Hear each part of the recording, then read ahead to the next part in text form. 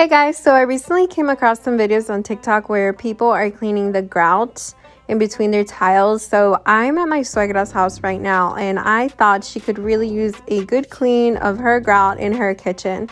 So I tested it out first in this small little piece. I did use toilet bowl cleaner and I let it rest for about 5 minutes, but I think you're supposed to let it rest for longer, but whatever. And you can see all the dirt coming up to the surface of the toilet bowl cleaner. And then I grabbed this small Spider-Man toothbrush and I just brushed away, and look at all that dirt that's coming up. And keep in mind, this is a really small toothbrush, so I'm not scrubbing hard at all. And it's super easy to do. And y'all, look at this when I wipe it off. It literally looks brand new. It looks so good. So you guys let me know if you guys want part 2. I'm super excited to do the rest.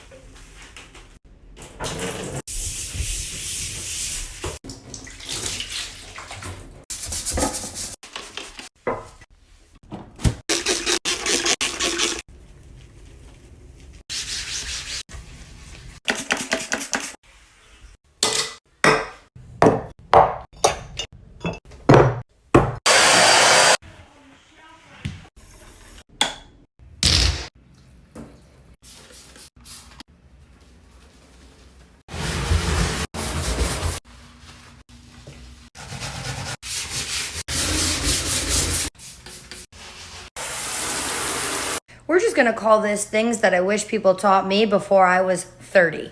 Brand new stove, water overflows on the pot, and it burns the glass top. What do? Leave it? No. Is it ruined? Nope. My best friend. Yes, I know it's very chemically. Don't care. Coat the area that you want cleaned generously. There's even some spots over here I'm gonna get. Yes, that generously. This is the most important part. Do not touch it until it is completely dry, at least 8 hours. I'll see you in 8 to 24 hours. We're at the next morning. It should look like this. Wet with paper towels and then wipe it up. And then the burn is all gone, but you can go one step further. Brand spanking new.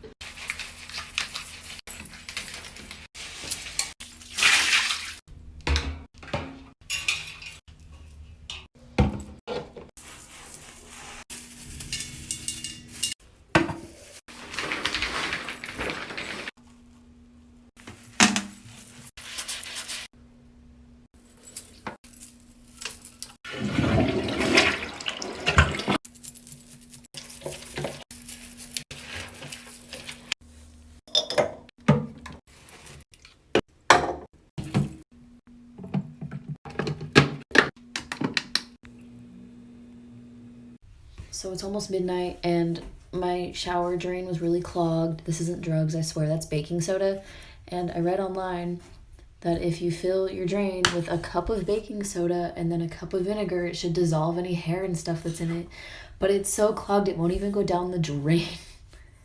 I've probably got like a quarter cup down there and it just won't go down.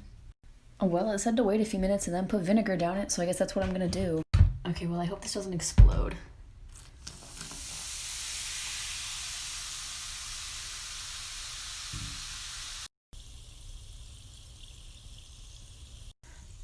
A little bit more.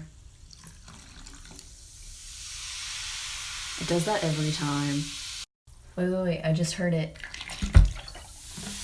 Oh shit, I just heard it start to drain. Okay, it smells awful. but it worked. So.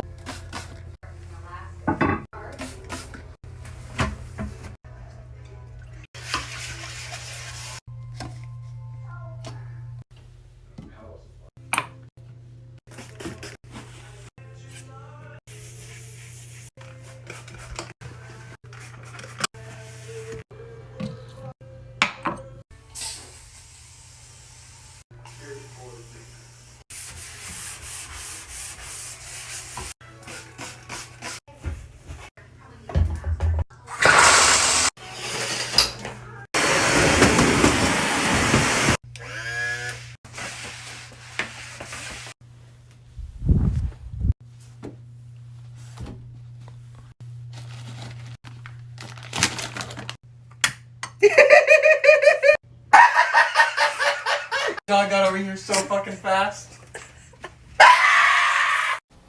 So I just learned about this and it blew my mind. You see my dirty pan, so that's the product I used. You want to cover it very thick on every inch of the pan. And if you don't have dirty pans like this, I guess I'm just fucking gross. So you want to cover it every inch, super thick. You want to let this sit. Normally you want to wait until you see it turn brown like that. You can let it sit for 8 hours plus. I was too impatient and I wanted to wipe it off after about an hour. So I recovered it after this, but I just wanted to show you everything it takes off. This makes it look like a brand new pan.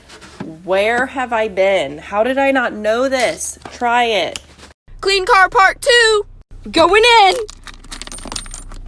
Oh my god, I haven't seen the bottom of this thing since I bought the car. What was in there? Freaking barbecue sauce? I mean, come on. Ooh.